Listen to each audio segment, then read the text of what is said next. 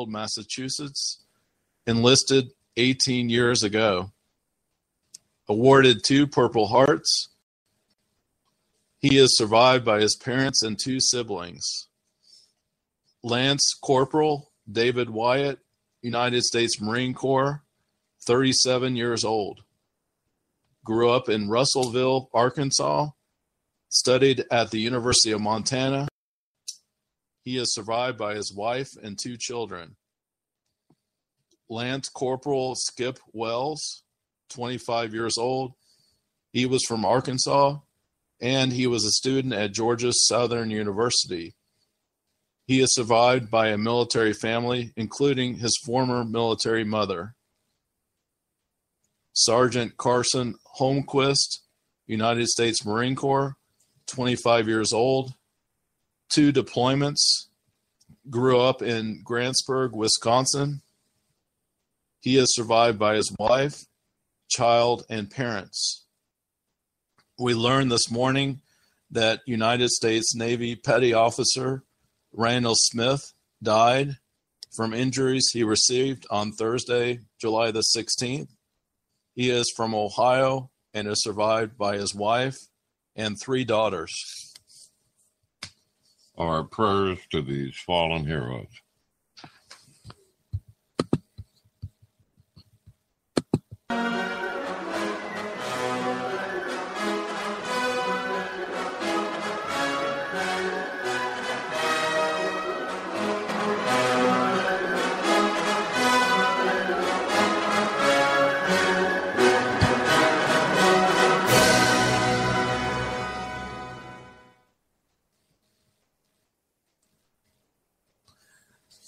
We are, sorry, Beck, but we are devoting the show tonight to 2 parts. First is Stop Iran, a rally next Wednesday, and we're going to tell the public they need to be in Manhattan to join this rally. And we're going to tell them what it's all about and why the rally sponsors and the rally participants really need our help with this ridiculous so-called charade agreement we put together with the Iranians. Should have put it under a white flag backpack. Exactly. We're also learning today that this Stop Iran rally is going on in other parts of the country, including Fort Lauderdale, Florida, are also picking this up. But the Stop Iran rally mission statement is to educate our countrymen on the dangerous accord negotiated in Geneva that soon will be put up for a vote in Congress. The 3 aims of the Stop Iran Now rally include an end to the farce being perpetrated against the American people with a pending deal which will endanger America and our allies, a restoration of the original demands, no nuclear military capability, no centrifuges and authority for any and all unannounced inspections of all known and any future facilities discovered. Providing an understanding that a failure to stop Iran now will necessitate a military response later. Please go visit www.stopiranrally.org. I say again, stopiranrally.org. Our top-tier patriots will speak at the rally next Wednesday. What time is the rally? It will be July the 22nd from 5:30 p.m. Eastern to 7:30. It's at or near Times Square, isn't it? It's on 42nd Street and 7th Avenue. People need to go and hear our top-tier, highest echelon patriots. They include James Woolsey, former director, CIA, our mentor, our good friend, Major General Vallely, who retired U.S. Army, was a soldier, helps us a lot.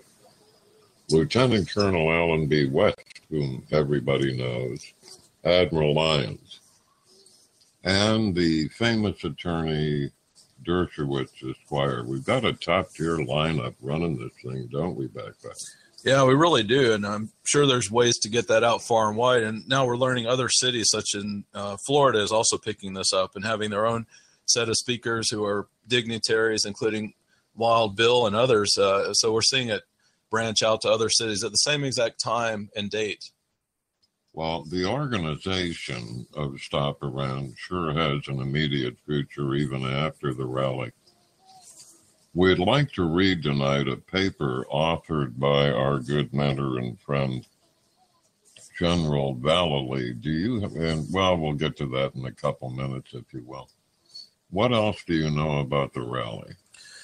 Well, we know that it's a diverse subsection of the household echelon names that will be at the rally to bring about awareness to how horrific this Iranian deal is. I think the vast majority of Americans don't know how bad this is. Obama just announced today that he's actually going to the United States nations instead of Congress. Can you believe that, Yoda? Oh, sure, I can. Wow. Back in the day, in the late 30s, Great Britain had a prime minister named Neville Chamberlain. This is history repeating itself. Chamberlain was unashamed sucking up to Hitler, met with Hitler personally, came back with a silly piece of paper indicating that Hitler wouldn't act up. It's very similar now to Obama hanging around with this ridiculous piece of paper, though it's grown, I guess, to more than 100 pages. I have been in Iran just before the students, our embassy people, were taken hostage. It was a fascinating place then, under the Shah. And as we often do, the United States under Carter sure screwed that up. Was an incredible place, but it's a little smaller than Alaska, about the same size as Texas. It's enormous. What's the population? Do you know, Ron? Well, our research indicates that it's double the size of Texas, almost the size of Alaska, which is huge area mass, but it's a population of 80 million, thereabouts. I enjoyed it under the Shah. It has one of the largest open-air markets. It was a really cosmopolitan, sophisticated place until the Khomeini came back out of exile in Paris and turned it now into an evil theocracy. So they are hell-bent on nuclear weapons and well on the way to getting them. As well, they're hell-bent on missiles to carry and deliver their nuclear weapons around. What else can you... I enjoyed it under the Shah. Dick Helms, our previous director of CIA, was ambassador to Iran when I was there before it got screwed. Khomeini recently, in addition, in spite of the ongoing negotiations, he's come out with huge mobs chanting to death to America, death to Israel. Would you negotiate with somebody like that? No, I wouldn't even think about negotiating. They're also chanting death to Israel, who's one of our allies in the Middle East, one of our few that we can really count on. We also hear reports that Russia is selling them really advanced air equipment to wipe out anything in the air. You know, what's your intel on that, Yoda? We used to call it ACAC, AAA anti-aircraft. Yeah. Should Israel and the United States realize the need to attack Iran to get rid of this dreadful threat of nuclear, they're going to have a hell of a time with this anti-aircraft. State of the art, really. Was the same thing back in the Nam. So we're looking at what we're going to see what's happening in the news, but we're following it closely. But this setup of Russian anti-aircraft equipment might lead to Israel having to attack with no other choice to knock that out before it gets set up. Well, good thought, yeah. Really a complicated bit of business now. We're turning it into an arms race throughout the Middle East. Saudi Arabia, of course, wants to go nuclear to fend off Iran. The Emirates, they've sure got plenty of money.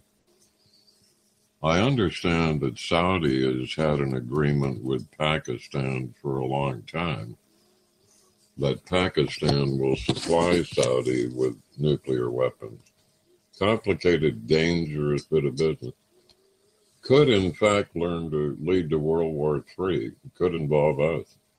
Yeah, we're seeing a lot of that. And some of the interesting things about Iran are that it used to be called Persia, the country of Persia, until 1935 with Hitler. It actually means Aryan, and they changed the name in 1935 with Hitler's help to Iran, which is a derivation of the word, so they've gone through a lot of changes since the 30s, and with Hitler's help. They sure went into changes when Khomeini came back and turned it into a theocracy. Downtown Tehran, the capital, was interesting. When I was there would be gals in hot pants, short skirts, next to gals in full chadors, covered head to foot in what looked like a garbage bag. It was a fascinating place when I was there, then it went to hell. Some other facts we're picking up on is they have about 80 or so million people, and about half of that's in the military. So that I'm looking at a lot of people. A lot were killed. There was, from 1980 to 1988, there was a war between Iraq and Iran, and half the population was wiped out. There's a lot of the young generation were completely wiped out, both in Iran and Iraq. It ends as a stalemate. But what are your thoughts about that confrontation they had going on? It was bizarre. I think you meant half their military population. Right. Anyway, yeah. They literally, how long was it? An 8-year war? Yeah, it was 8 years, from 80 to 88. Yeah, they literally ran out of both sides. They imitated trench warfare from World War II, and they both literally ran out of a generation of young men. United States was backing Hussein then on the Iraq side. He had deployed gas weapons of mass destruction. I've been puzzled since then that everybody's still saying that he didn't have weapons of mass destruction. Of course he did. He deployed gas weapons as late as that war. What's the dates of that war? 1980 to 1988, and then we're hearing that the average age in Iran is 28. So that's a fallout still of that war as the years go by. Iran's holding 4 of our people hostage there, and it apparently Kerry, our Secretary of State, never even brought that up. That would have been an easy concession to get from Iran to start a ball. They've conceded nothing. We've actually conceded everything. President Obama came on air the other day and said we had access 24/7 for inspection of experts. Actually, what that really turned out to be, we have to notify them 24 days. Oh. That would be time to clean up anything, wouldn't it, Backpack? Yeah, it's a terrible treaty, if you want to even call that. It just totally caved. The United States is, like Yoda said, we're being a Chamberlain. We need a Churchill right now. Things are really dire, but we're excited to read this treaty with Iran spells disaster for the Middle East by our good friend, Major General Paul E. Vallely, United States Army retired.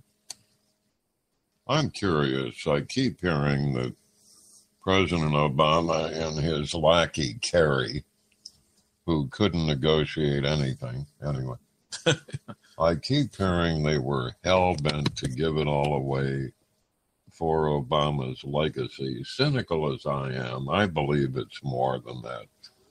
It's going to be a stupid legacy when they get a nuclear weapon and they light up Tel Aviv, New York, or Washington, D.C. with it.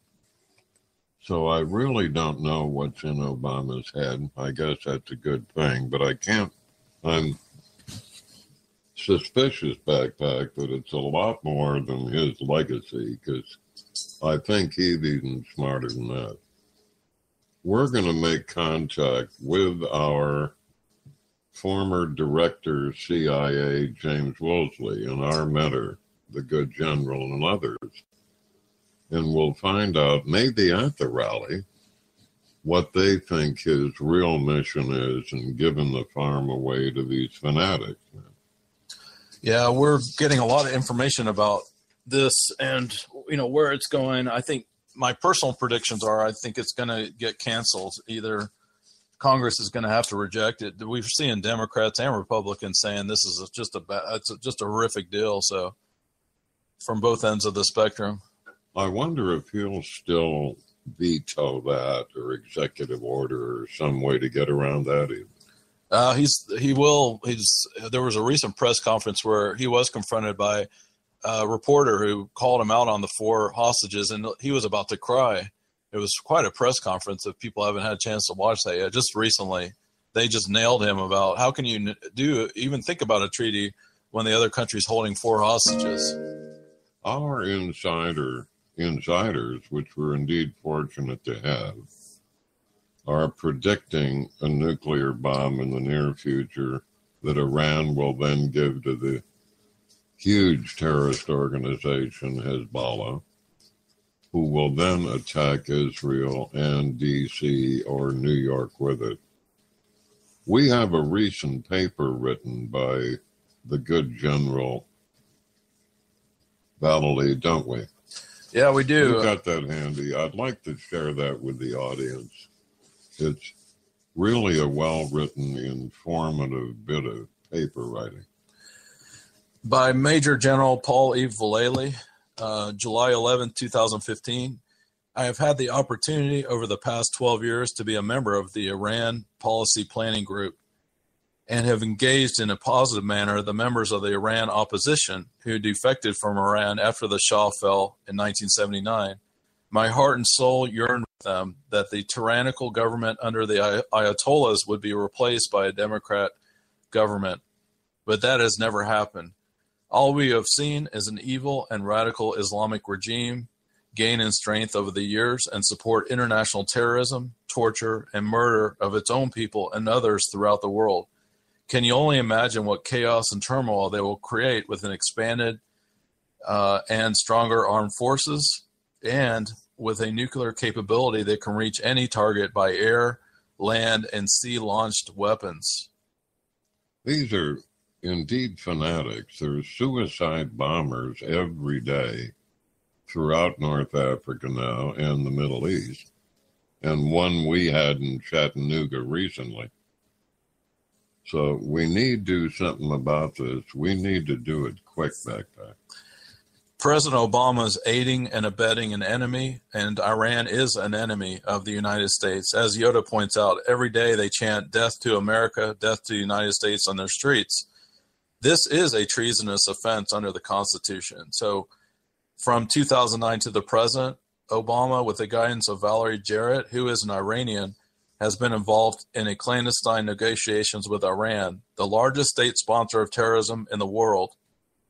Americans will recall that on November 4th, 1979, Iran declared war on the United States when it invaded the United States Embassy in Tehran and took all the Americans in the embassy as hostages. Iran feared Ronald Reagan, president, and his peace through strength, and released our hostages very soon after President Reagan was elected. Since then, for over 35 years, Iran has been killing thousands of Americans and expanding its hegemony throughout the Middle East and the world. For 6 years, while Iran was employing Iranian-manufactured improvised explosive devices, IEDs, to kill and maim for life thousands of members of the United States Armed Forces, Obama has been involved in secret back-channel negotiations in Oman, not negotiating to stop Iran from employing Iranian-manufactured IEDs to kill members of the United States Armed Forces, or in negotiations to prevent Iran from developing nuclear weapons. For over 3 years, Obama has continued to lie to the American people by saying first Hillary Clinton and then John Kerry have been engaged in negotiations to prevent Iran from developing nuclear weapons. Nothing could be further from the truth. Obama has only been interested in normalizing diplomatic relations with Iran.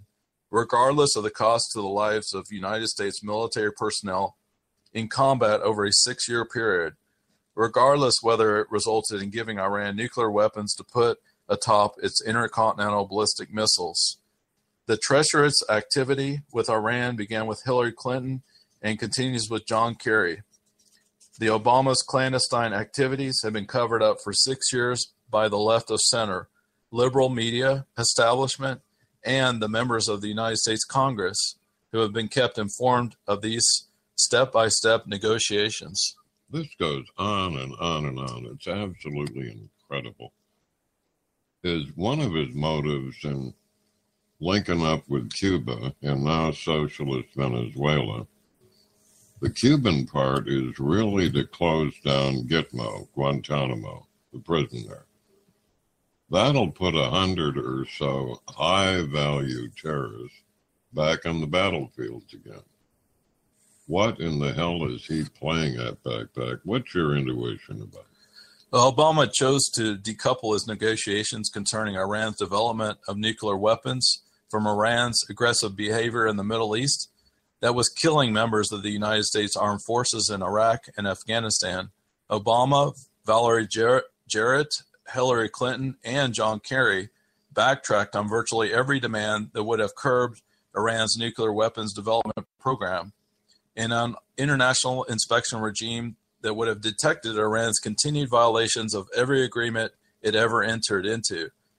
The American people should know that Obama plans to give Iran $150 billion of United States taxpayer money. That's billion with a B, a big B, that Iran will use to continue to destabilize the Middle East.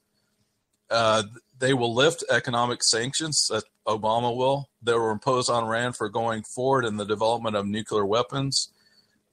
This treaty will enter into a formal agreement that will permit Iran to develop nuclear weapons. It will allow Iran to keep 4 innocent Americans in prison, a United States Marine, a Christian pastor, a retired FBI agent, and a journalist. And for that agreement, Obama will get absolutely nothing, and that's all caps. I want to make sure, with 3 exclamations. I take that back. Iran will be allowed to continue to kill and maim members of the United States Armed Forces in Afghanistan and other parts of the world with their IEDs. Wow. It just goes on and on and on. It is incredible, really. I've never, in my ancient age, even imagined it could be this bad. I hope people out there are preparing a little bit. They need a can of baked beans, I hope with pork in it, just to annoy the hell out of the Islamists.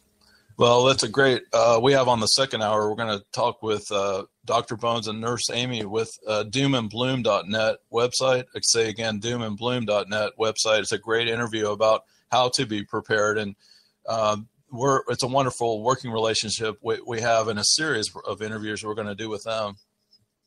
We are lighting up the board here. I've got more interviews. I've got more emails than I can keep track of. A common question, I don't know what you're seeing in the chat room, but a common question here, 3, 4, 5 of them, one sums it up from Spokane, Washington, is when do we think that Iran will have a nuclear weapon and dare to use it? What's your response to that? Mine is I just don't know, but every day it gets closer. Well, there are some that are speculating they already have it, that they could have gotten it from, well, they have such a close relationship with Russia, for one, which is pretty amazing. Russia's just spitting on us by giving them all this military. Yeah, in North Korea. As Colonel West said when he was on with us recently, that funny little fat guy with the bowl haircut. You remember him? Yeah, that was great. Okay. That was wow. That was really good.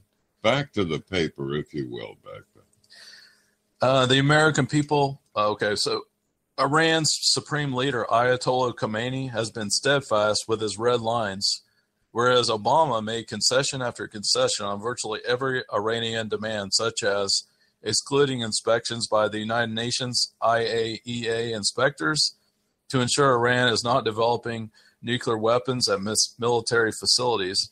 It really didn't matter to Obama, since preventing the development of nuclear weapons was never the purpose of the negotiations.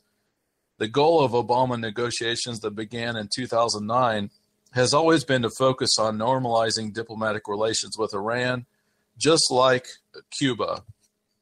Obama will soon authorize Iran to finalize their nuclear weapons capability and arsenal, not with an international treaty required by the United States Constitution that will require a two-thirds approval of the United States Senate, but by another of his unconstitutional executive orders.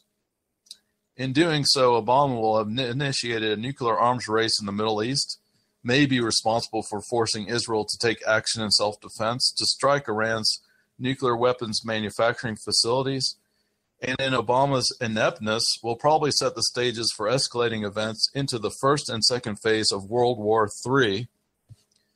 Dramatic paper. In my opinion, of course, Monday morning quarterbacking, looking back on it, I'll bet Israel wished they'd attacked them earlier to get rid of this. They did once. They attacked a nuclear reactor in Syria. It gets tougher every day now on Israel, and I have no idea what Obama might do in the event of a war there. I know if ISIS would attack one of his golf courses, he might pay more attention. That was a bit of humor in this grim subject backpack. Yeah, we're seeing Major General Paul Evalele. His statement is very eye-awakening. We really want to get it out to all Americans. Our chat room's lighting up. We want to thank the radio chick, Annie. We've got several guests, John, Samo, and we want to promote Annie's southern-sense.com. Thank you all for being in the chat room. We've also had some callers online, but we're going to have to put callers on hold right now because it's just lighting up our board. We're getting lots of chats and comments. Glad we're helping a bit in informing the public. They need to know this. I feel that the good guys, there's a lot of good guys. There's 800,000 active cops and Lord knows how many retired cops. There's 22 million veterans and their family. There are firefighters. There are guys, good guys all over the place. They're too busy now trying to scratch out a living in this continued recession to really be too involved. And the weak guys, the liberals, sit around wanting more entitlements. That's what the hell they do. So there's not a lot of attention, I feel strongly, as we always have in the past. Second World War, First World War, the Great Depression, when it gets bad enough, the good guys and gals will stand up and make it right, backpack. Yeah, Major General Paul Evalele is a close friend of ours, and we work with standupamericaus.org. I say again, standupamericaus.org. Great people to work with, and we've had a wonderful relationship with them. One of the main points of the treaty of the commentary by the good general is he's talking about back in 1815, the European powers met to establish post-Napoleonic order and through a balance of power arrangement bring peace to the continent of the Middle East. Obama surely appreciates this historical echo since 200 years later, now we're in 2015, he means to create a peaceful order in an especially volatile part of the world by balancing the regional powers, Israel, Saudi Arabia, and Iran, to ensure that none of them gets too large a piece of the pie and frightens the other into making war. The Iran nuclear talks are important because Obama, a United States diplomat, circularly explained here last week, quote, believes a peaceful Iran could be the key to peace. The difference between 1815 and 2015 is that Napoleon had to be defeated at Waterloo before the peace forged by the Congress of Vienna could hold, lasting nearly a century. The Islamic Republic of Iran, on the other hand, is on the march throughout the Middle East, controlling 4 Arab capitals and waging war from the Eastern Mediterranean to the Persian Gulf. Nonetheless, over the last 2.5 years of negotiations with Iran, the Obama administration has offered Tehran virtually every concession it sought, which only spiked its appetite for more. Most recently, the Iranians have demanded that Western powers lift the United Nations arms embargo, a demand that could hardly be less subtle. We want weapons, the Iranians are saying, to make war. The purpose of the 1815 Congress of Vienna was to create order. In contrast, the talks with Iran have jeopardized the order of the Middle East that the United States has maintained for more than half a century. The nuclear talks have legitimized and further emboldened a revolutionary regime. The White House string of concessions, from sanctions relief to acknowledgement of Iran's right to enrich uranium, is tantamount to bankrolling Napoleon and arming him. The peace that Obama believes his diplomats are negotiating in the Austrian capital increases the likelihood of war. Wow, Yoda, what a comparison between 1815 and 2015. History repeats itself, like we said about Neville Chamberlain. Obama recently said, regarding ISIS, the Islamic State, the one he characterized as junior varsity, he recently said that you can't beat an ideology with guns. What the hell does he think you're going to beat him with? Extraordinary. Yeah, it's really incredible. There's been a White House in Iran has had secret clandestine dealings that the American people we have never been told about. These started in 2009 when the two sides discussed a number of issues, like the 3 American hikers detained by the Iranians, eventually exchanged for 4 Iranians held in American prisons. So what if the administration was letting Iran set the terms of engagement by equating college kids, backpackers, with felons who are clearly working for the regime's intelligence services? The point was to build confidence with the Iranian regime. Eventually, they'd settle the nuclear issue and discuss a number of other matters important to both parties. There were other secret overtures the American people are not hearing, like Obama's letters to Supreme Leader Ali Khamenei, but much more important were the White House's public shows of confidence building. The White House gave the regime room to crack down on the important green movement that could have taken off in 2009. June 2009, there were some protests that were really heating up in Iran. They were squashed like a grape. And, what are your comments, Yoda? Well, there you go. One of his chief negotiators, a female, forget her name, screwed up the negotiation with North Korea. So they put her back in on this one. Kerry couldn't negotiate a paper route. Hell, he can't ride a bicycle. Yeah, he got a broken leg from that bicycle recently, which that sounds pretty embarrassing as a Secretary of State. Did you ever see it was side-by-side pictures. There was Putin bearskin on a horse with an AK-47. It looked like Rambo on hormone. Next to that was Obama on a bicycle with a little funny helmet. Did you ever see? Yeah, that's a funny comparison. That imbued our audience with great confidence and security. Yeah, it's amazing. The article goes on. The commentary says also Tehran's friends like Bashar al-Assad in Syria. He's still the president of Syria, even though Obama demanded he step aside 4 years ago. Again, it gets back to the red lines, how Obama says red lines, but nobody even listens to him or appreciates what he has to say. Further, and this was perhaps the most important aspect of engagement with Iran, the administration showed that it could control and even beat up on Tehran's enemies like Israel. The administration not only made a habit of excoriating Prime Minister Benjamin Netanyahu, it also repeatedly leaked sensitive items as if it were messaging Tehran directly. Among others, the White House leaked the Stuxnet exploit that had damaged Iran's nuclear infrastructure. It leaked the fact that Israel was using Azerbaijan's airspace. It leaked Israeli strikes on Iranian arms convoys heading to Hezbollah. It boasted that it had detoured Netanyahu from striking Iranian nuclear facilities. Of course, these leaks were damaging to Israel's security interests, but the real point was to show Iran that Obama was sincere about wanting to bring them into the international community. They could trust him. From all accounts, this is Backpack's commentary. It's coming across that Obama is actually anti-Semitic. that's a bold statement to make, but it just does appear that way. Oh, that's our opinion. I'm joined at the hip with you. Imagine being Netanyahu. I'd like to send Obama to Israel and bring Netanyahu here for a while. That'd work for a while. Actually, we saw a lot of that when the powerful speech that Netanyahu did at a joint session of Congress recently. A lot of people reiterate, they say, we want Netanyahu as our president. We've had enough with this Obama idiot.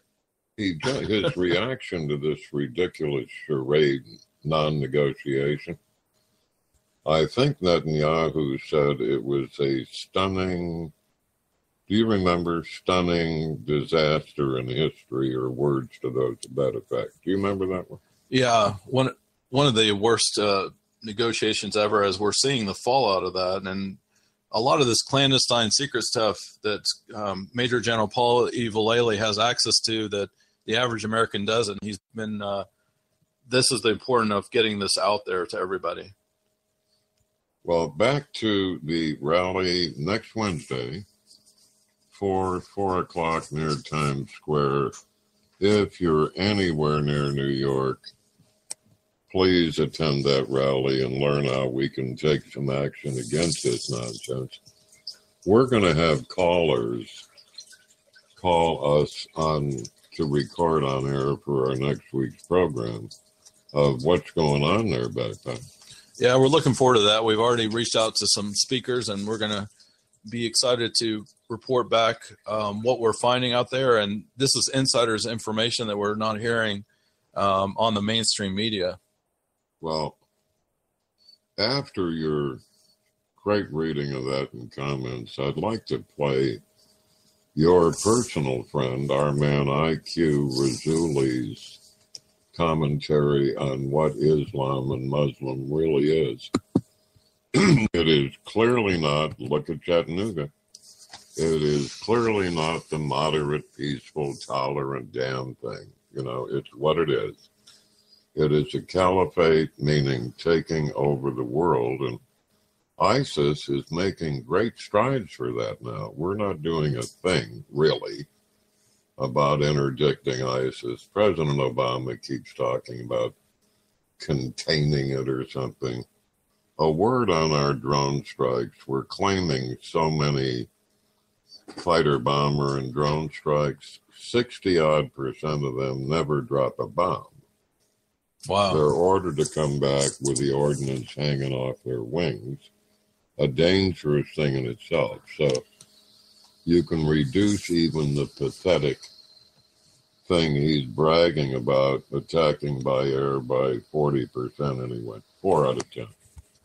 I'd like to love the audience to hear your friend Razouli's recording his summation of what Islam jihadist really is. What do you think, Backpack? All right, here we go. Please forward a link to this video so that people may learn the basics of Islam. And please keep in mind that the term Islamophobia is an oxymoron, since having a phobia means having an irrational fear. Fearing Islam, which wants 80% of humanity enslaved or exterminated, is totally rational, and hence cannot possibly be called a phobia. This video is not limited to any one religion, but the following is true. The shoe bomber was a Muslim.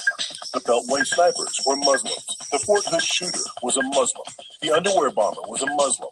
The USS Cole bombers were Muslims. The Madrid train bombers were Muslims.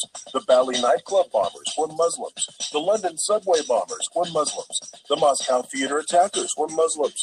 The Boston Marathon bombers were Muslims. The Pan Am Flight number 93 bombers were Muslims. The Air France Entebbe hijackers were Muslims. The Iranian embassy takeover was by Muslims. The Beirut U.S. Embassy bombers were Muslims. The Libyan U.S. Embassy attack was by Muslims. The Buenos Aires suicide bombers were Muslims. The Israeli Olympic team attackers were Muslims. The Kenyan U.S. Embassy bombers were Muslims.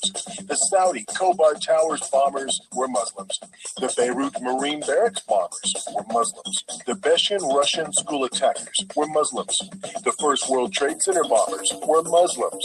The Bombay Mumbai India attackers were Muslims. The Achille Lauro cruise ship hijackers were Muslims. The Nairobi, Kenya shopping mall killers were Muslims. The September 11th, 2001 airline hijackers were Muslims. The Sydney, Australia Lint Cafe kidnapper was a Muslim. The Peshawar, Pakistani school children killers were Muslims. Think of it.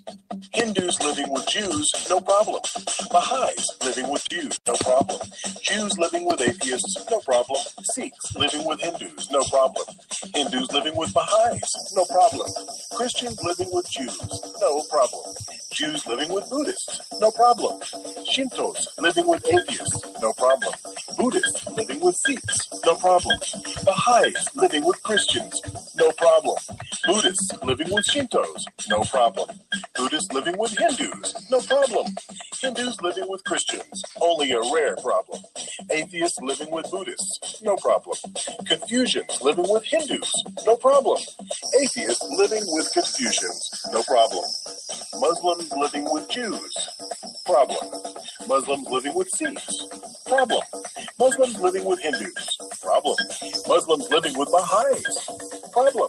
Muslims living with Shintos, problem. Muslims living with Buddhists, problem. Muslims living with Christians, problem. Muslims living with Muslims, very big problem. So this led to, they're not happy in Gaza. They're not happy in Egypt. They're not happy in Libya. They're not happy in Iran. They're not happy in Iraq. They're not happy in Yemen. They're not happy in Pakistan. They're not happy in Syria. They're not happy in Lebanon. They're not happy in Nigeria. They're not happy in Kenya. They're not happy in Sudan. They're not happy in Morocco. And they're not happy in Afghanistan. So where are they happy? They're happy in Australia. They're happy in Belgium. They're happy in France. They're happy in Holland. They're happy in Italy. They're happy in Germany. They're happy in Spain. They're happy in Sweden. They're happy in Denmark. They're happy in the USA and Canada. They're happy in Norway and India. They're very happy in England. Loads of welfare benefits. They're happy in almost every country that is not Islamic. And who do they blame? Not Islam. Not their leadership. Not themselves. They blame the countries they are happy in. And they want to change the countries they're happy in to be like the countries they came from where they were unhappy. Islamic Jihad, an Islamic terror organization. ISIS, an Islamic terror organization. Al-Qaeda, an Islamic terror organization. Taliban, an Islamic terror organization. Boko Haram, an Islamic terror organization. Al-Nusra, an Islamic terror organization. Abu Sayyaf, an Islamic terror organization. Al-Badr, an Islamic terror organization. Muslim Brotherhood, an Islamic terror organization. Lashkar-e-Taiba, an Islamic terror organization. Ansarul, an Islamic terror organization. Jama'ah Islamiyah, an Islamic terror organization. Abdullah Azam Brigades, an Islamic terror organization. Al-Shabaab Somalia, an Islamic terror organization. And this is just scratching the surface on Islamic terrorism. There are more, lots more. Please forward a link to this video to help spread the word that virtually all terrorism today throughout the world is Islamic, and risk being called a hate monger for telling the truth about Islamic hate mongers. Thank you from author IQ Al-Rasuli. Tell us, Backpack, about your friend IQ Al-Rasuli, your man. Well, we frequently get emails almost several times a week from him about updates, and he was a torturer. He's considered an apostate, where he was from Iraq and somehow escaped. He uses a pen name, but he writes incredibly about, studied 30 years of the Quran, about proving that Islam is a cult. He did $1 million bet to CARE, Council American Islamic Relations, saying to prove that Islam is not a cult, and nobody's ever taken him up on the bet because they know it's true. One of the things that you get from this recent audio that we just played is that Islam is just not a happy religion. If you want to, I don't call it a religion, it's a cult, but they're just not happy people, period. And our founding fathers, the start of the Constitution, one of the things I wrote is the pursuit of happiness. And it just dawned on me that these people are just unhappy, whether they're in countries that they control or don't control. There's just a lot of unhappiness. So what do you think about that? They have influence now in 50 of the nominally 200 countries in the world. Major influence. I have traveled North Africa from Morocco to Egypt, through Tunisia, through Algeria, through Libya.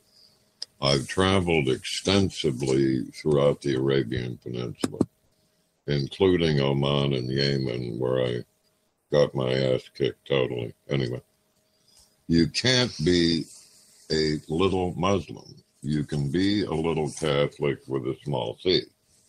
Take your mother to church on Easter. I learned among them that Islam occupies every molecule of their being, every minute of their life. They are here among them now, among us, as that little bastard that assassinated the 4 Marines and the sailor in Chattanooga. They live their private life at home under strict Sharia law. That's down on women, cut everybody's head off and other body parts and stone people to death. That's Sharia law. This little bastard, we learned breaking yesterday from private sources, recently has been traveling to the Middle East. He went into Jordan. This isn't on the mainstream media yet. I don't know that it ever will be. I don't know the way they're doing. He blew into Jordan as a refugee. He got a special Jordanian passport that allowed him to move around incognito. And he blew into Yemen with training for this. But anyway, you can't be a little Muslim. You must support a caliphate, which simply means taking over the world. You don't have to blow up stuff or shoot people, but you must actively support this. That's 1.7 billion of us in this world, isn't it, back there? Yeah, about 20% of the world's population is Muslim, and the other 80% should really take that deeply to realize, wait a minute, if they were to do a global caliphate, which I can't see happening, but talk about a really unhappy world. Just hypothetically, if that were to happen, I don't know why anybody would support all this unhappiness. Well, as you've often said in meetings with law enforcement and intel people, they don't live this life, they live it for the next life. The little bastard in Chattanooga committed this atrocity on the last day of Ramadan, their month-long holiday, believing he will get more stuff in heaven, believing he'll get more virgins. I don't know what else he would get, but he's one that moves among us that truly believes that. President Obama has now brought in 100,000 Somalis into St. Paul, Minnesota on a phony asylum. Imagine that number of them. Hell, Somalia's never been a place. It's a bunch of pirates and terrorists. They don't even know they're doing it back there.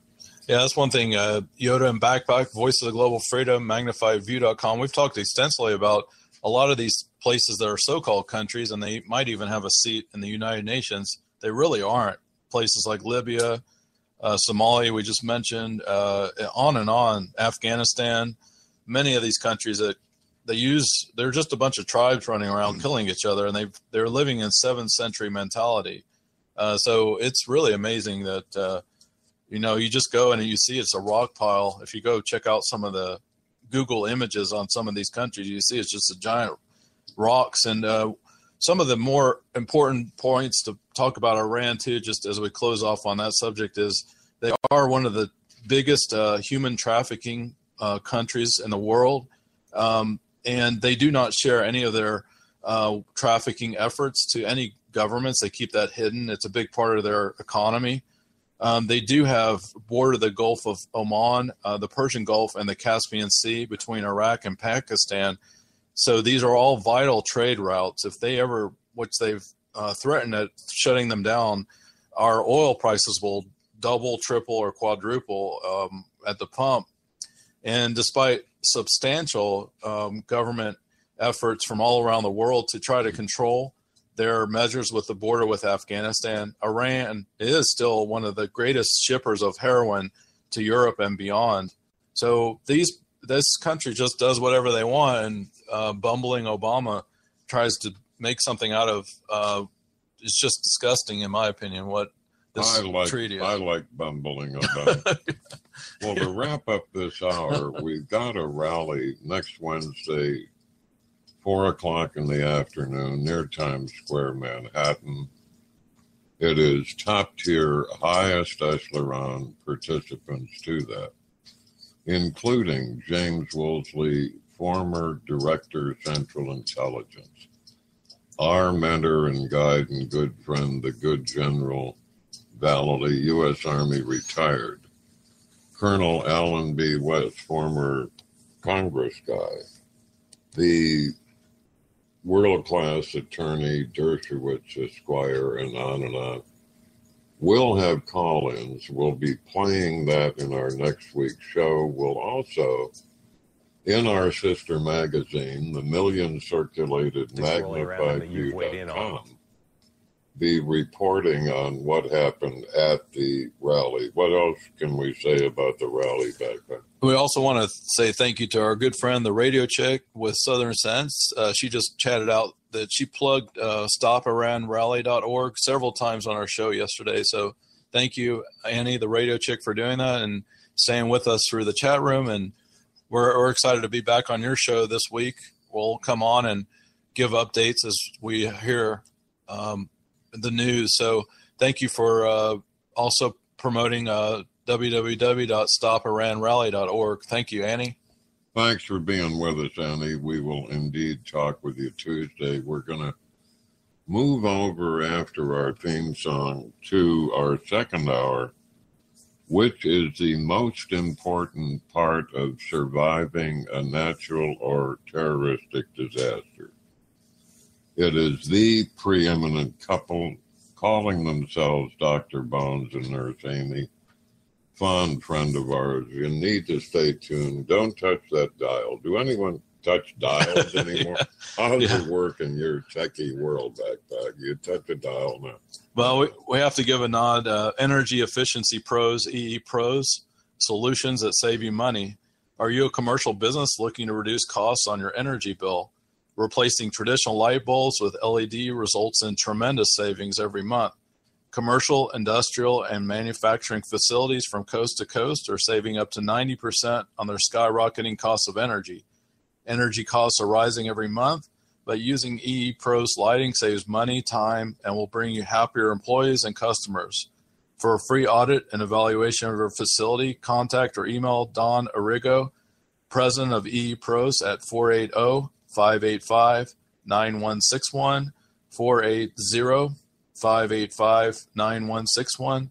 Tell Don that Backpack of Voices of Global Freedom Radio referred you. Yoda, have you had some experience with this? I have. I talked to two of Don's customers, one a large underground parking lot that phenomenally saved 80% on their bill.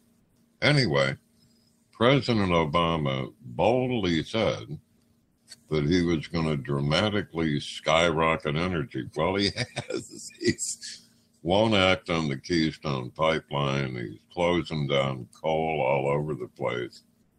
And here we sit. We're going to starve and freeze in the dark if he continues raising energy prices, but it's working. So they can't not call Don Arrigo EE Pros.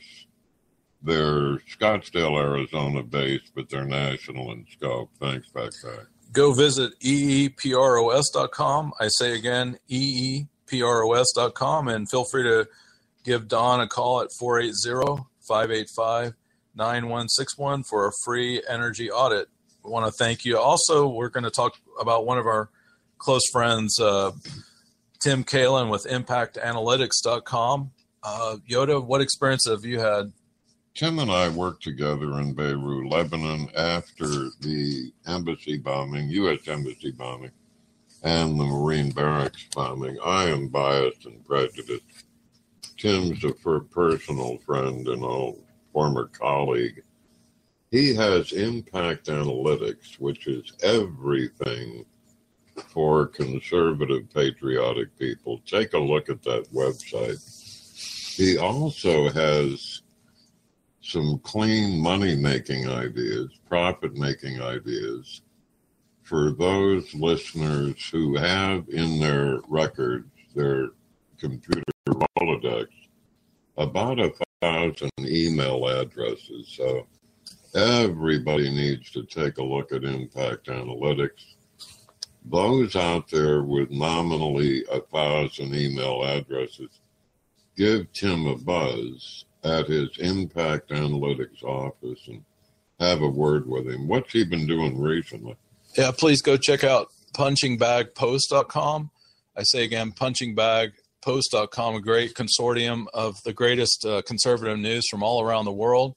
Does a great job. It also shows the trending patterns of what is really growing. And we're honored and privileged to announce that both Don Arrigo and Tim Kalin with Impact Analytics have won the webcasterawards.com. If you go check it out there, webcasterawards.com, you'll see a banner that you can click on that will go to their websites under energy cost savings and under public relations type, many other areas, along with magnifiedview.com has won the award for blogs, and Voices of Global Freedom is one of the top best radio shows on the internet under webcasterawards.com.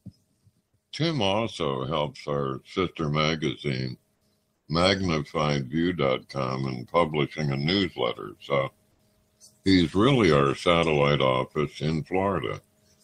Anyway, he's an old colleague of mine. He's allowed to say that his former employment was the CIA, and he's quite a guy. If you want to talk to the real deal, give Tim Kalin a buzz, impactanalytics.com. And the magnifiedview.com newsletter goes out to around 180,000 people, and it's a great newsletter. I recommend everybody subscribe and sign up and give Tim Kalin a call, and he'll work that out with you, how it can work with your newsletter and how this whole industry works. Right on. Off to our fond friends, Dr. Bones and Nurse Amy. This is a recorded session we recorded last week. The thing is getting through the first 24, 48 hours in a real regional-sized natural or terrorist disaster, which everybody, terrorist disaster, believes is getting closer every day. So says the head director, Federal Bureau of Investigation, recently retired deputy director, CIA, people with Homeland Security. Injuries spike immediately on a disaster, and disease comes shortly thereafter. Our fond friends, Dr. Bones and Nurse Amy, are the authority. They're straight talk, straight up. Without further ado,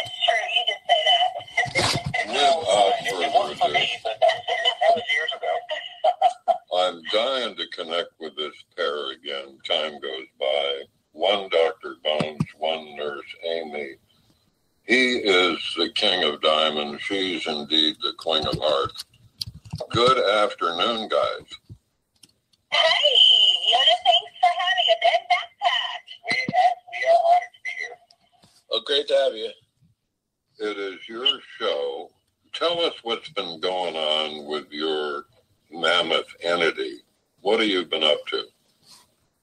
Oh my gosh, you know that we have been traveling the country trying to spread the word of medical preparedness. You know, we have a mission, and that mission is very simple. That's to put a medically prepared person in every family, and we have been all over the country this year. We've been in Tennessee, we've been in Texas, Oregon, Florida, of course, our home state.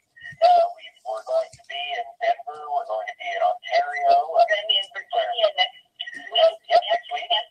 We'll be near Atlanta, Georgia. We'll be back in North Carolina. We were there once already. Houston, Louisville, Kentucky, man, if you're in the United States, you're a star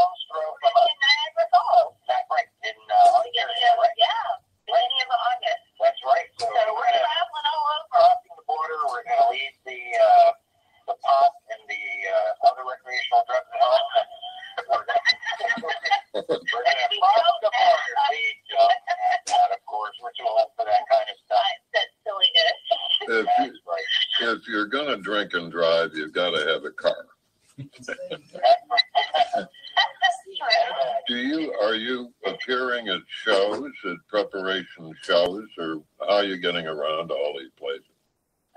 Well, we bought it sometimes, but we've been driving a lot. We have, the ones we drive to are generally in Asheville, Atlanta. We definitely, for the Mother Earth News. We drove to that one. We drove to the one in Sevierville, Tennessee, which is near Knoxville. Right. We have. We're going to drive to the one in Lawrenceville, Georgia. So the ones that are in, say, Georgia, Carolinas, Tennessee, we'll drive to. We're going to fly to Virginia just so we can get there. I want to see some history around there. I love so much history there. We're not going to probably see any Confederate flags anymore. No. Have to look at topic for another day. The back of a closet somewhere for that. I guess. Backpack graduated university at Knoxville. Yeah, I love Knoxville, Tennessee, and I got my name Backpack from 4 years ago. I got rid of all my stuff. I got tired of the corporate cocoon, and I put it all in a backpack and started hiking the Appalachian Trails, which is gorgeous up that way, and did I can say did the whole entire trail a unique way to do it. Yeah, from Georgia to Maine. You about killed him. Yeah. That's 2,000 miles backpack. Yeah, that's 2,100, but I did it a unique way. I have to read the book to learn more. That's coming out soon. So how did you all get into the prepping world? Dr. Bones, Nurse Amy on Voices of Global Freedom. Well, we were regular old doctors and nurses. I'm a fellow of the American College of Surgeons and the American College of OBGYN. The lovely Nurse Amy here is a advanced registered nurse practitioner and a certified nurse midwife. Well, we practiced medicine until we felt it was time to retire. And for a couple of years, we were just sort of hanging around. I was trying to learn how to play golf and stuff like that. But then when Hurricane Katrina came around, we really saw situations do happen where the wonderful people that come to rescue us in times of trouble, emergency medical services, might not be able to reach people in time, or because of obstacles like flooding. And we had a national disaster medical response. They did the very best they can, and hundreds of disaster medical assistance teams were organized and converged onto the area, but just couldn't get to some people. And we said that if people would only have medical supplies, if people would only have some of the basic knowledge that would be necessary to deal with issues, if the ambulance was heading in the other direction, then we might just save a life. And if we can save one life, just one, then you know what? We'll actually have done a lot more good for the world than if I tried to hit a golf ball down the middle of a barrel. Absolutely. So we just started with a little website. It was Blogspot, which is free. Didn't quite know what we were doing with the website, but we just started writing articles, and as the articles piled one on top of another, Right. We started getting comments from people who said, listen, I'm printing everything out, but could you please put this in a book? Because it's cheaper than those ink cartridges. So that kind of put a light under us and started writing our first book. Right. We have a special debt to someone named Jane Leslie Rawls, which the survivalists and preppers in your audience, I'm sure, will know, who owns a blog called Survivalist Blog, and he saw an article that we wrote on fish antibiotics that he printed, and since then apparently an entire cottage industry has grown up around getting antibiotics to people who are in the preparedness community, and we wanted something that's going to prevent some sort of death. Absolutely. Yeah, that's great. If I were 10, 20, 30, 40, 50 years younger, Amy tonight would be in Paris in the Opera District in the Escribe Hotel. What? Very nice. What? She is adorable. I think she's so adorable that kittens are watching videos of her on YouTube. That's how adorable she is. We have the academic experience. We've taught survival at base levels academically. Moreover, we've been in natural and man-made disasters around the world. Certainly the most important thing anybody can have is medical knowledge in a kit, though many preppers we find are concerned about the glamour of guns and leaving all the stuff they've prepared for to travel 100 miles to a shack that they won't get to anyway. But you guys are doing the real important thing. What do you think, injuries versus disease? What's your concern working at Katrina or other large regional disasters? Is injuries or disease? Well, the first thing that you're going to deal with in storage, for us, it was in the 90s down here with St. Andrew, is you're going to deal with injuries.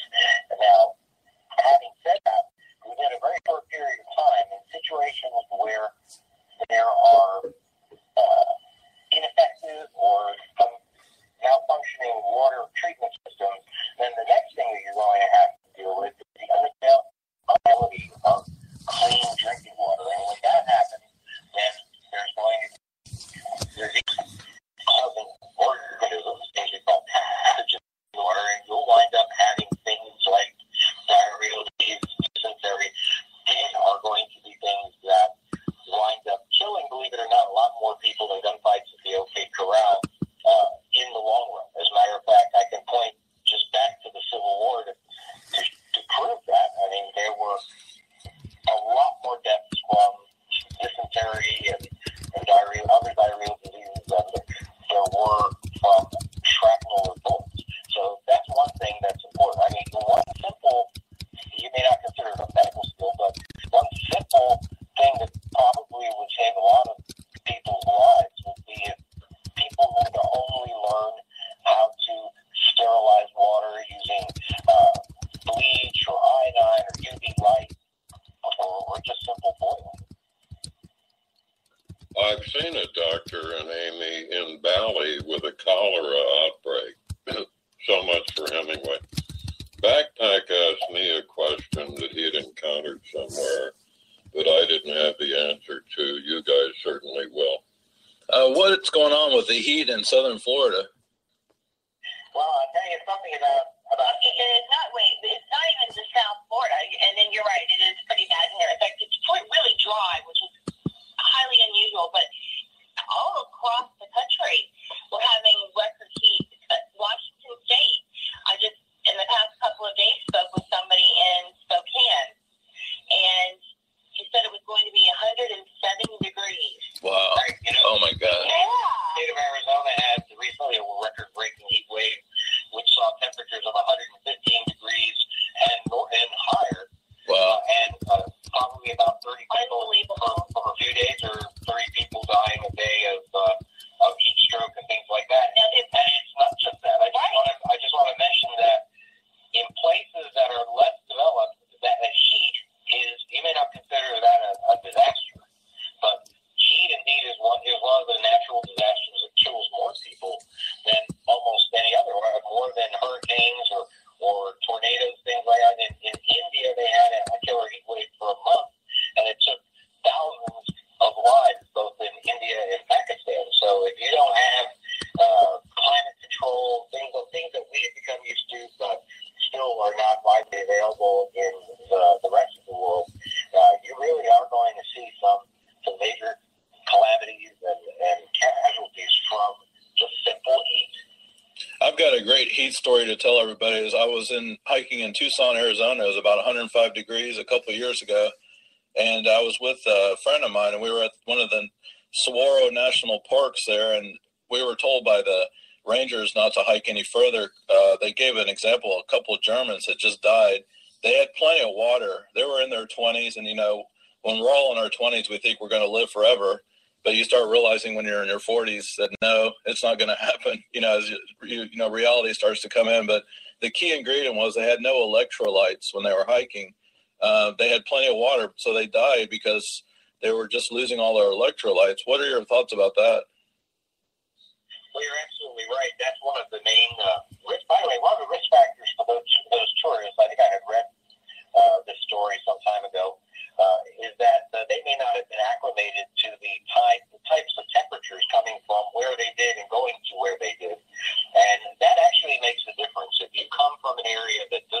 not very hot, and you go and start doing a lot of physical exertion in an area that is, well, you're going to be at much higher risk for heat stroke. So lack of acclimation is a big issue.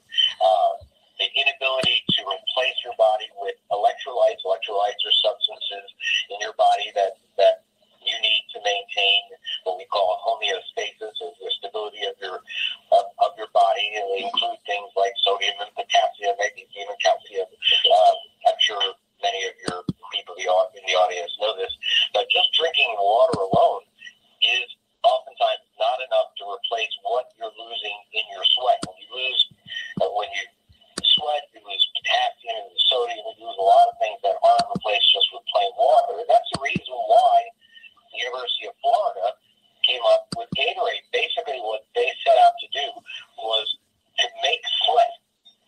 And so what they did was make colored sweat. And so that way, if you drink it, you're replacing exactly what you are losing.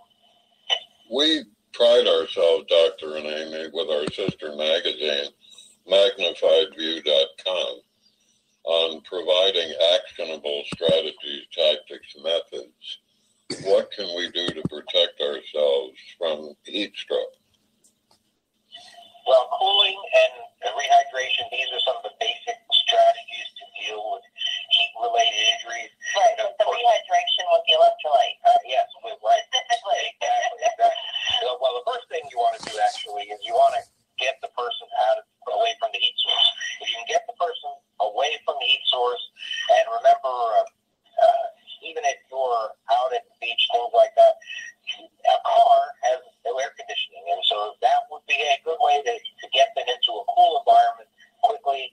If not, if that kind of climate control isn't available, just get them into a shady spot, remove their clothes, helps with evaporation and losing heat from an overheated body.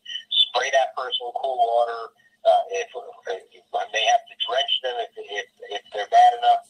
A sports drink, as I mentioned, that's important to improve hydration adequately, with electrolytes. And so that's always something that's good to have. Now, once you hit heat stroke, you could be in big trouble. I mean, the temperature of the body in heat stroke is defined as more than 105 degrees at the body core.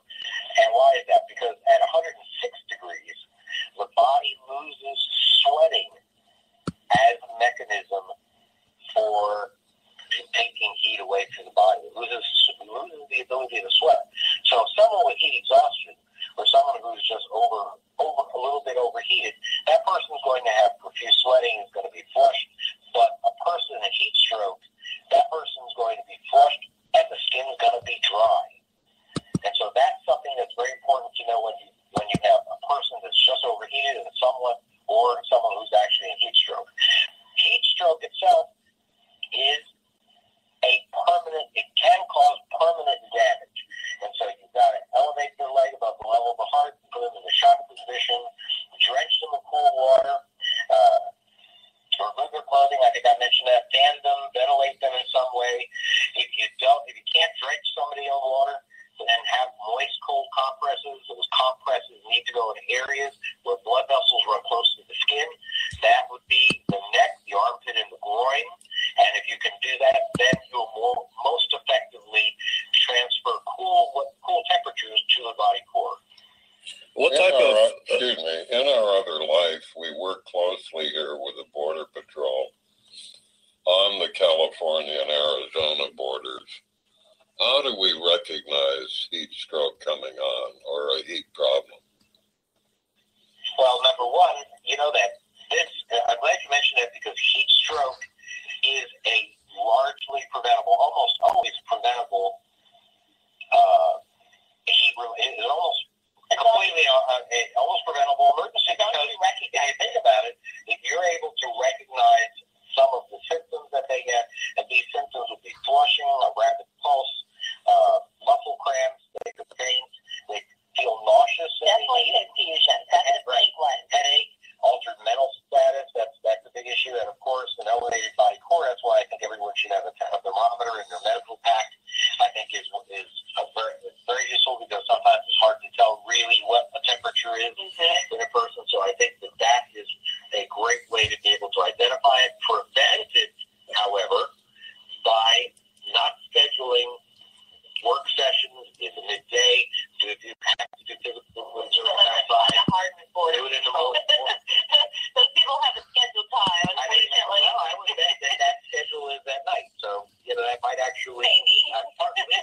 at night.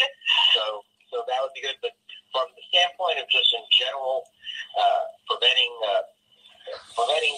major physical exertion in the hottest parts of the day is going to be very important.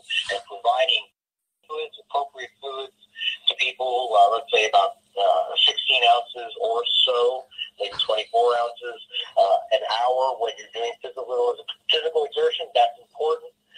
Always wear, of course, burns like sunburn causes you to heat up. If you've ever felt sunburned skin, you know that it's very warm. And what you need to do there is you need to have light clothing, but it needs to be clothing that actually covers your sleeves and your arms, all the way people don't think about that. Yeah, hat. Make sure the face is covered. It's very important. If you don't have a hat, maybe a bandana, but moistened with water to keep you cool too. Absolutely. These are some of the things that are very useful to do. And light. You know, if you're out in the sun, if these people are walking the border, I mean, we're talking about a specific example here. They need to stop and get into some shade, get rehydrated, and rest for a time period. They shouldn't be, walking the beach for 8 hours out in that hot sun. That's a recipe for disaster. We're going to play this for upcoming classes with the Border Patrol. They are heroic men and women, and they are badasses. Truly. They're hard to deal with because they just keep going, So, Backpack, I think we'll play this for upcoming classes. What do you say? Yeah, I think a lot of it, too, is the age thing where it's just a mindset. When you're in your 20s, you think you're a superhero, you're never going to die. And, the reality is we do see, unfortunately, deaths. And I've personally, all the Appalachian Trail hiking, it wasn't easy. And doing all that stuff, there's a great stuff, but there's also tough stuff as well. What are the stages of the sunburn? Well, your first degree burn is your average sunburn, and a first degree burn, essentially just the outer covering of the skin, outer layer of the skin, called the epidermis, is actually damaged, and that kind of person will have dry, red skin. The skin will be warm to the touch. It'll be painful. If anybody who's had a sunburn out there probably knows exactly what I'm talking about. And this, if you get out of over the course, cool off a little bit with a little shower and some benzocaine spray, things like that. Aloe vera, soothing, things that are soothing. It'll go away on its own in a couple of days, a few days. Now, once you start getting below the superficial layer of the skin and burning that, if you burn the dermis, which is the lower level of the skin, then you have what we call a partial thickness burn or a second degree burn. This burn looks different. What happens is the area looks somewhat swollen. You'll have blisters in the area, and it will look moist. It will look wet. It could even weep with yellowish or whitish material. I have blisters, small or large. Right, exactly. And this is something that's going to take quite a while to get better. I had this when I was about 8 years old. In the old days, they actually used to give you creams to put on your back and on your skin if you went to the beach that helped you get a good tan. Things like copper tone. And those or those who remember the late 70s, early 80s, we used to mix baby oil with baby oil. Providone iodine. Really? No, I didn't do that. Shake that up. Yes, well, those the girls that wanted to have the tan look. Well, that's how old I am. It actually wasn't known that the sun was bad for you. No. Back when I was a kid, and so I wound up getting a pretty nasty second degree burn. And it's very important to make sure that you don't do a lot to that burn. Just put aloe vera gel on it. Run it cool running water over the area as much as you can, and you don't have to pop the small blisters. The large blisters, they're probably tense and they'll probably pop on their own, but you can pop them. If you do, pop them at 4 and 8 o'clock so that they'll drain alongside, right, skin over it, right at the base of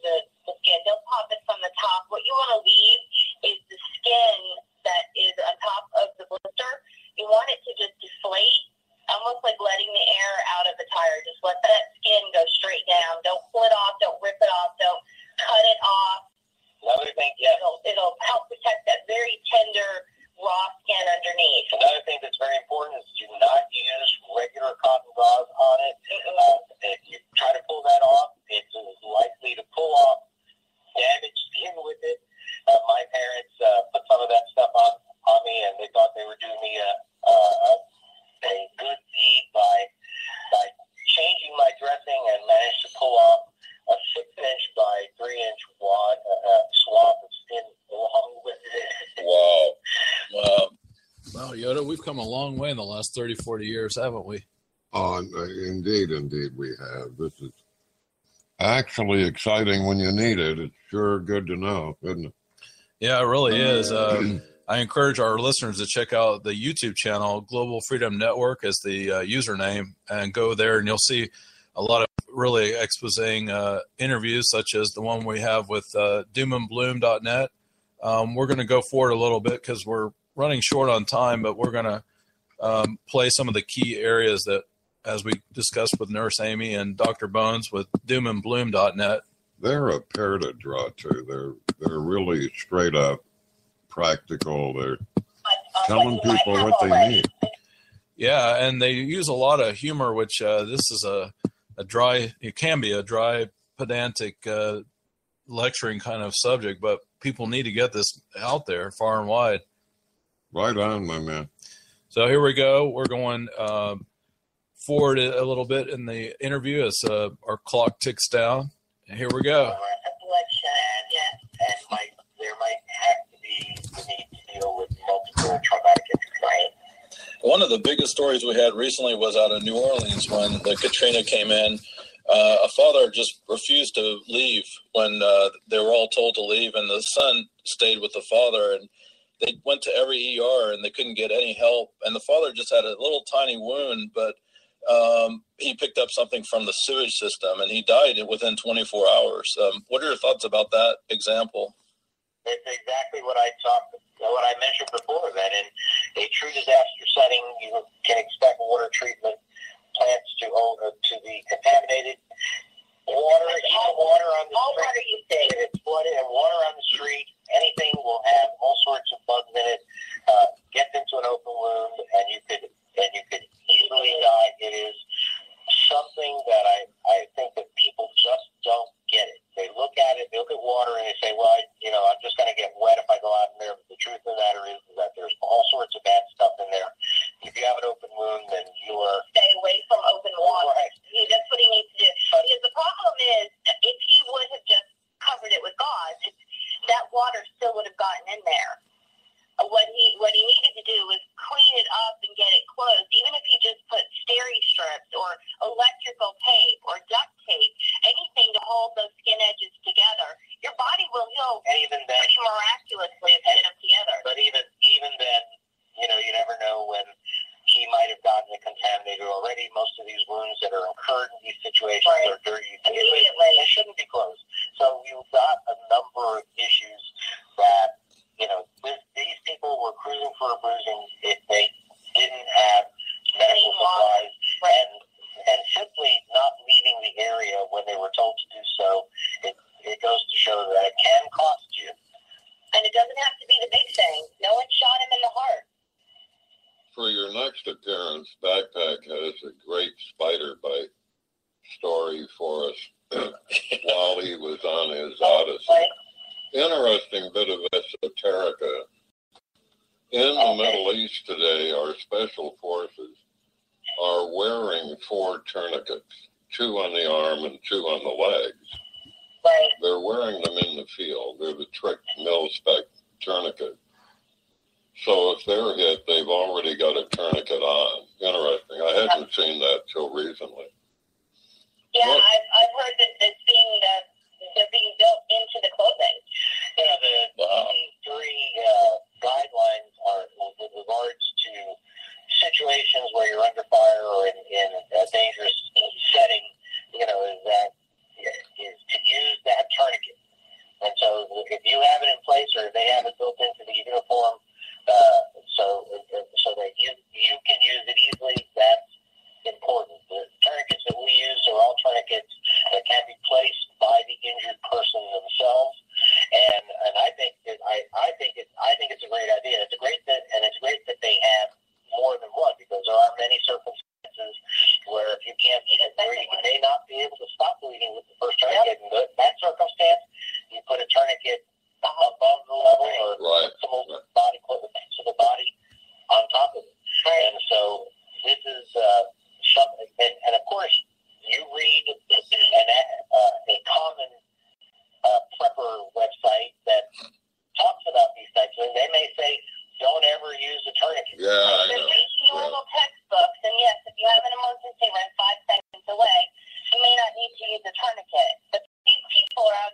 they might not be able to be rescued because all of their friends and fellow military personnel are shooting the bad guys. At one presentation that I was present at, I saw a slide that says, use the tourniquet first.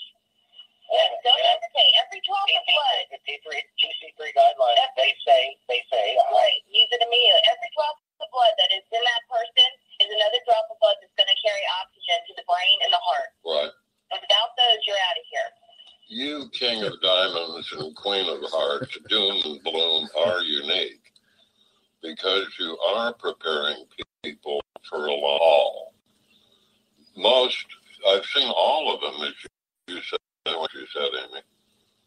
The pretend medical preparers treat it like you're going to bag them and transport them. As you point out, in real man-made or natural disasters, you've got to be prepared for the long haul.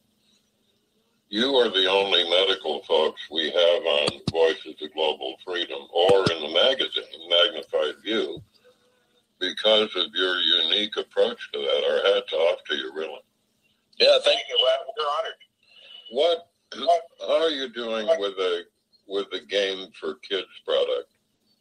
Oh, well, it's actually it's very popular with the preparedness community. It's a great, our game is called Doom and Bloom Survival, and we really haven't marketed it to the general population. We really are so bad at business. It's a funny thing. Oh, yeah. We have a business, but we're terrible at it. Wait a second. We don't know how to advertise it. I know. They didn't teach me in nursing school Or me in medical. or you in medical school how to market. But anyhow, the good Because news the is, people skills, but that's how to market. the good news is the people in the preparedness community know about it, and it's a great way for that lone prepper whose family really doesn't care much about this type of stuff to have the whole gang put down the smartphones for a night and have a fun and challenging game night and related to preparedness.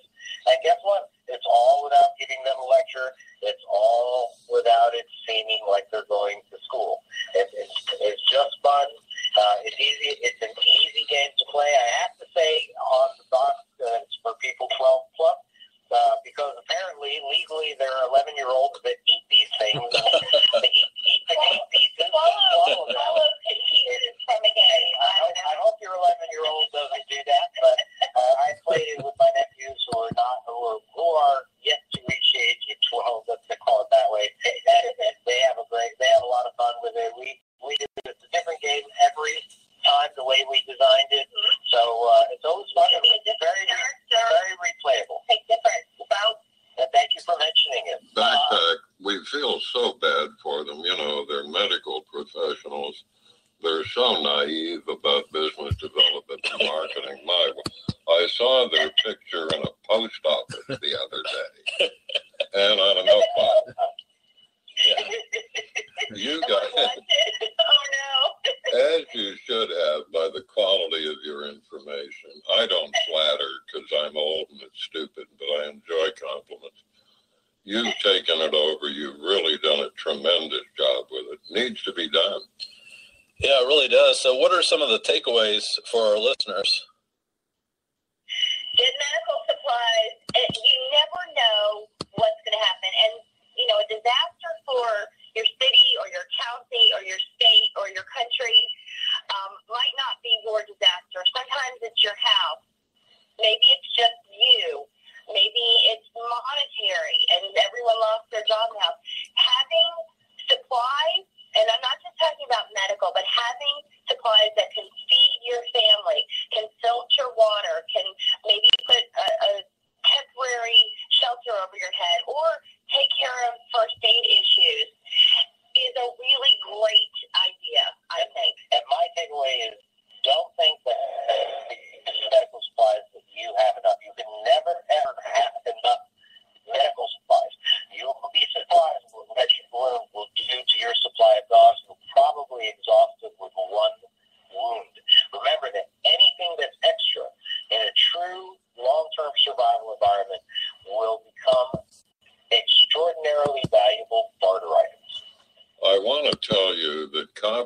firefighters are being laid off from coast to coast by these damn cities. They're out of money. They're not getting the tax revenue. So they lay off one firefighter and one librarian, one copper, and one. They are also affected, as you know, the first responder is often affected by the incident, so they can't respond, simply.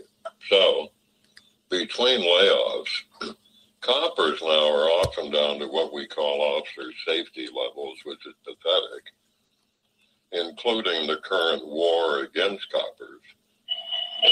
Don't look for first responders because they're not coming this time. Yoda had a brilliant idea the other day. He mentioned that all the homeowners associations could get together, and it might only be $5 or $10, and they could all buy these, somewhat pricey kits, but it can save the whole community and keep it in a central location in the homeowners association. So I thought that's a brilliant idea. It's a brilliant idea, but they're probably already earmarked that money to buy fertilizer to make it done. Exactly. You know who is organizing, and we've had a lot of dealings with, are church groups.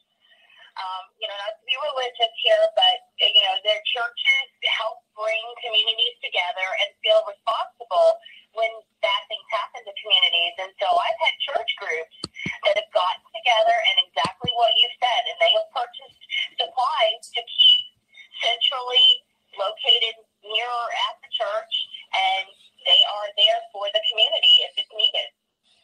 Our enemy, as you know, isn't just ISIS. It's really denial and repression. It's not going to happen to me. I'm going to repress that it might happen. And my normalcy bias simply doesn't know how to deal with it. We can't imagine what happens, so we don't deal with it. That's our biggest enemy, and you guys as well. So the worst thing is that it's no longer being acceptable to talk about it either. Exactly. I talk about a lot of things, but yes, about being prepared. Yeah. Well, it's all politically correct. It's now microaggression. I'm on All I can say is We could spend hours talking about all of our freedoms that the young don't even know have been taken away because they were born into a time when they're already gone. Well, It's just getting worse. all I can say is that I'm outraged by all the outrage because it's outrageous. I'm on a board at UCSD. I don't know why I'm not allowed to vote. I bring donuts, A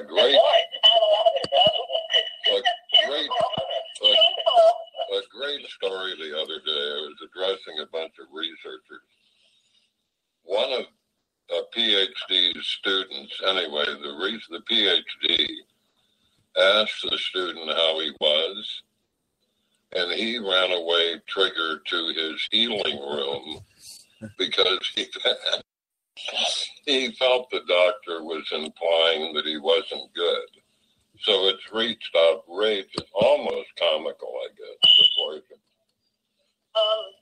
You can't say boo without somebody freaking out that you scared them, and how dare you say that? I used to say it bordered on the ridiculous, except it's become too ridiculous. It is. What's your next article coming up? Well, I'm putting together, interestingly enough, a gunshot wound article. I've got articles on treating hemorrhagic wounds and articles on stab wounds that I've written in the past. I haven't really written a definitive gunshot wound article. And whose idea was that? That was Amy's idea. But you can see I do have a good article on wound ballistics that's on the website so that you can take a look and see what happens when a round goes through And how the big human it body. is, how fast it's going. Wow. Exactly. I took a round in an ankle in Guatemala. This idiot general there in his gun room popped a 12-gauge shotgun. I took a round off a rickety. What was I going to ask you? What was I going to ask? one thing about the Pennsylvania Dutch that live up, of course, Pennsylvania, and they do live in the 1850s, and, they're ready. They're probably the most prepared, wouldn't you say, of all the United States citizens? Oh, absolutely. They're walking the walk, talking the talk. They're living what we all hope we can do. Right. They won't be significantly affected by the loss of the power. What will affect them is the products that they do purchase, because they can't live completely, and they can't make the mason jars. I don't think that they have glass blowers that are making the jars. Certain products that they do purchase from the outside world. But I think when the time comes that they can't purchase those, they'll figure it out. They'll MacGyver something. No problem. They're so far ahead of us. Even if our mistakes are behind us, they're so far ahead of us. Really? We were Exactly. We're the ones behind. Less is more. We work closely with a FBI agent who's an LDS Mormon. And I keep, brilliant guy, negotiator. We threatening him that when anything occurs, we're going to move in with him. That's what everybody tells the preppers. Not just moving in with us. We've been told we were going to be kidnapped several times. We're going to come get you. I'm like, no, please don't. They expect to be Shanghai. We'll go willingly somewhere, but we certainly don't want to go against our will. In your odyssey, moving around like backpack, are you showing up at prepper shows, or what's your itinerary look like? What are you basing your travels on? Yeah, it's prepper shows. And what we do is we like to see the area. Like, we went to Oregon. We went and traveled along the Columbia River. There are absolutely beautiful waterfalls. We saw Mount Hood, and then we went along the coastal area. So we went and saw the Grand Canyon. See America first. When we were in Arizona, That's what we think. So it's a combination. We go for the show, but we enjoy the area and what there is to see in America around that. And we have a fan base in a number of states, like Texas. Truthfully, we have people that follow us from every state, but Texas, Colorado, the Southeast, we have a lot of folks there. And we look for events to be put on in some areas. They're actually a large population of preppers that are sort of hiding in the Northeast. But there hasn't been really an event for them. Yeah, there'll be a couple shows. But I want to tell Backpack that we own a house in Gatlinburg, and Gatlinburg, Tennessee. Yes, he knows that. I know the rest of the audience. And for the past 20 years, Dr. Bonecare has been telling me he wanted to hike the Appalachian Trail. And I'm going, no, I can't. There's not a chance in heck that I can make that. So you've done something that we both have dreamed about. We have done a lot of hiking in the Smoky Mountains. Yeah, I started at Charlie's Bunyan at least. Yeah. I take a cab to the bathroom. I know Gallenberg. I've been there so many times I can't even count. But do you live next to Dolly Parton? You leave the Smoky Mountain National Park toward into Gatlinburg, the very first traffic light that you hit right as the trees separate. You make a left and you go up Ski Mountain, and we're right up there. Right against the National Park. That's a gorgeous area. I love. I just grew up always going there as a kid and love the whole Appalachian Trail. It's beautiful. If you ever get a chance, they have this. They get 30,000 people for trail days in Damascus, Virginia. I highly recommend that. That might be an inroad for you as well. I don't know that they have preppers there, but they have tons of, they call them gearheads, people that can tell you every little thing about how to build a tent or I'm personally into hammock tenting. You bring in a hammock because it's 2 pounds, and you just put it on 2 trees, and you're good to go. I'm into the Marriott. So we had Tell us for a second, your favorite part of the Appalachian Trail, and a little bit about your book. You're going to tell us about your book. The book's called Looking Glass Shattered. It's already there, but I've yanked it off the shelf, and I'm redoing it recently, making some recent updates. It's some memoirs mostly the last 4 years of my travels around the U.S. I did a similar journey on the 101 up the Oregon coast, and they should charge admission to get into Oregon. It's so beautiful there. Oh, yeah. When Yeah, are, we went from Astoria to Detroit. when are you pair coming to Southern California? Well, there was going to be last year a San Diego event, but they canceled that.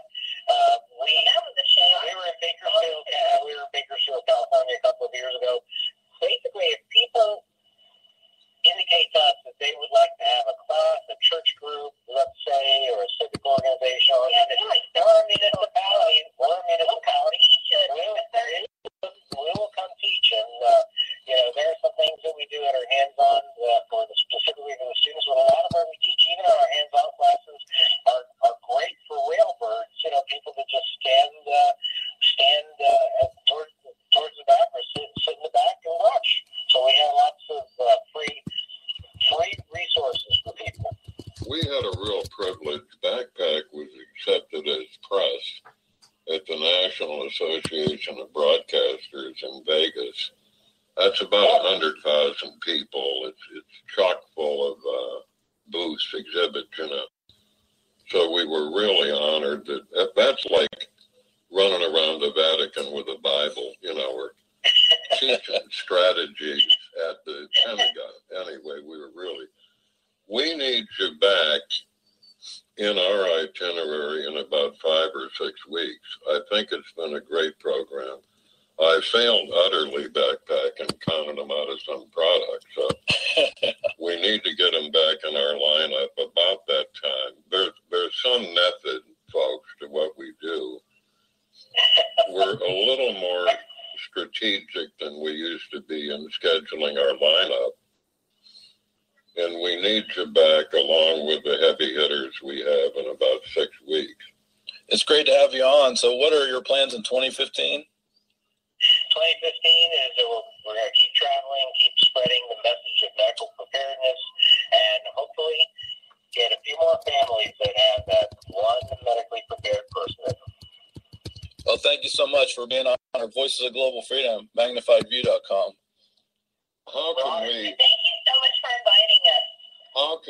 We're going to promote you in this episode. As I mentioned off air, Backpack does a stunning job on whatever social media is. He just reaches an astounding amount of people. He'll do that with this show, and we'll feature it as well on the Million Visitor Magnified View. His post-promotion of shows is just incredible. How can we help you otherwise, King of Diamonds? Well, why don't we, would you be amenable to our offering some giveaways to your listeners? Sure would. I'm happy to offer, let's say, a couple of, let's say 2 books, 2 games. Let's see, what else do we have? We have a 4 DVD set, two 4 DVD sets. So is that good or no? Yeah, you got a small kit? We'll give out a personal kit. Backpack. Note that I got a kit out of it. What's the chance of that? We'll send you each a kit. Wow, thank you. I need your address. What's the chance of that going to one of our listeners? That's great. Thank you. The giveaways work great. It'd be our privilege, really, guys. Yeah, so we're happy if you prefer, instead of the book or the game and the DVD set, we're happy to do a couple of the small kits. So we're happy to do that. Wonderful. That's great. Amy, were I 10, 20, 30, 40 years younger, you would be in Paris. Amy is, as all women, she has a limited attention span when it comes to men in general, and so she has left the building. Have you been to Paris, Amy? Amy? I shall give her your best wishes. Yes, you will. Thanks sincerely, good doctor. You're doing a great job. We're so proud of you. Thank you so much. Take care and have fun on the trails. As always, you're the best. You got to send me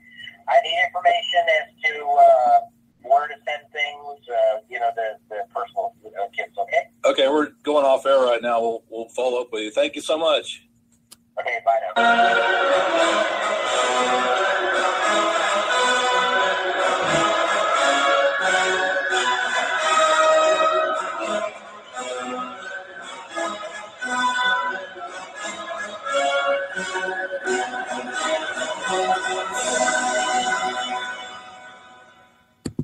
Great show, Backpack. Nicely put together. Congratulations.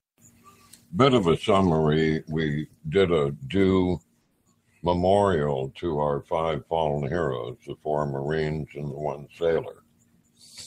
That little bastard terrorist, Islamist, jihadist deprived of their lives.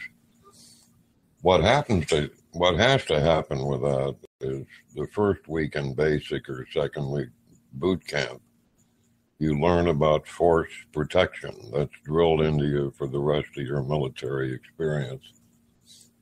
These recruiting centers and all around the United States, the armories by National Guard and Reserve stand unprotected. That has simply got to get fixed. It is absurd since Clinton, I don't know when, some years ago, acted to prevent our soldiers being armed in their own facilities. We're armed in everybody else's country. It's really an insult to, and stupid to leave them defenseless. So we're going to be laboring as hard as we can to get that in place. Everybody in Israel almost is running around with a Uzi. All the Swiss homes have rifles, pistols, sometimes machine guns and mortars, so we need to get with the program. Then you covered nicely the upcoming rally, the Stop Iran rally next Wednesday, occurring in Manhattan in Times Square, 4 o'clock next Wednesday. What's that, the 22nd? July the 22nd, 5:30 to 7:30 Eastern Standard Time in Times Square. We're also seeing another one in Fort Lauderdale, Florida, and it appears there might be some other ones that will come up as time goes on. Other cities that will embrace this and realize the importance of how to stop this ridiculous Iran treaty. We're going to stay with that and report it in the magnifiedview.com as well. We're going to feature our VIPs organizations. James Woolsey, former director, CIA, General Vallely, Lieutenant Colonel Alan B. West, Admiral Lyons, the famous attorney Dershowitz, and like that. We covered that, and on we went to the delightful Dr. Bones and Amy. Aren't they fun? They're great. Please, all our audience, all go check out doomandbloom.net. I say again, doomandbloom.net, a really incredible website, very well put together, where you can see all the products that they have. Great. As Nurse Amy said, she personally packs each one, and she buys really high quality products. So it's a great website, and they're doing wonderful things. They have a great book. They've already sent us several things in we just showed up, which is, they're working on great things, and they know what they're talking about. One of the things that we pointed out in the interview is there's a lot of misinformation. It's not like the movies where the good guy gets shot and he keeps firing. It doesn't work that way. You know, I wanted to bring that up. We've got about 5 minutes left with Yoda. I know we've talked about this on and off the air. What are your thoughts about all this movie stuff and how it's really not like real world? Oh, it misleads everybody. I've been shot at in wars that didn't have names, and it ain't like the movie. I also enjoy the hand-to-hand combat, the fights that go on for about 30 minutes. Anyway, so does Janorama. She'd been there and done that, the founding editor-in-chief of the magnifiedview.com. In the next major regional event, due to cutbacks, the first responders, coppers, firefighters, EMTs, ain't coming.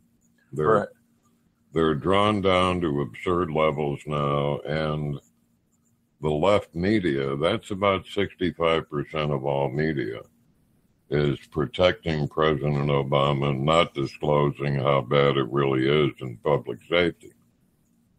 Yeah, we're working to show the mission statement of MagnifiedView.com and Voices of Global Freedom is how to survive and thrive in these dangerous, troubled times, and we're really careful about who we have on the air.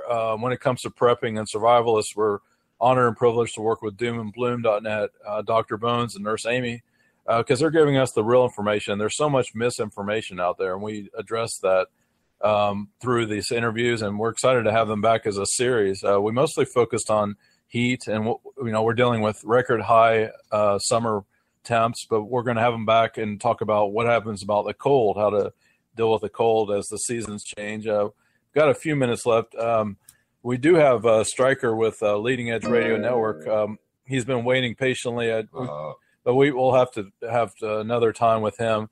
We also want to say we're honored and privileged to work with Ricky Robinson, Rowdy Ricky, with K98 Talk and Leading Edge Radio Network, and Roar Radio Network, WIN, WINN Network, along with LibertyTalk.fm, Freedomizer Radio, and many, many others that we're on Spreaker, TuneIn, many other outlets. We're lucky to have Stryker, Leading Edge Radio Network.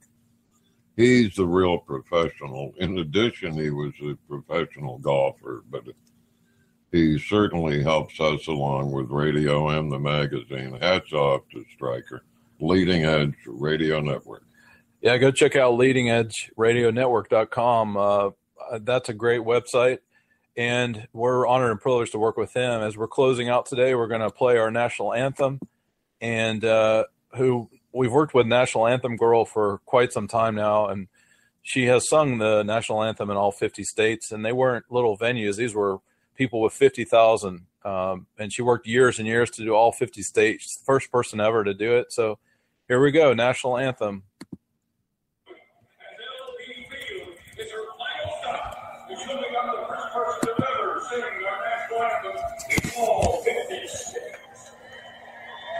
Take up. Three, dead. Oh, say, can you see by the dawn's early light what so proudly we hailed at the twilight's last gleaming, whose broad stripes and bright stars through the perilous fight ramparts we watched were so gallantly streaming, and the rockets that glare, the guns bursting in air, gave proof through the night that our flag was still there. Oh, Satan, tangled banner yet wave for the land of the free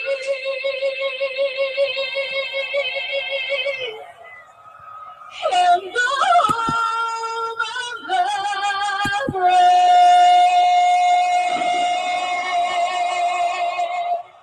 Order up. Great backpack. Thank you, Jana Rama, founding editor-in-chief, MagnifiedView.com. Another great show. I want to thank you, Yoda. Thank you, MagnifiedView.com, and to our listeners. God bless you, and God bless America.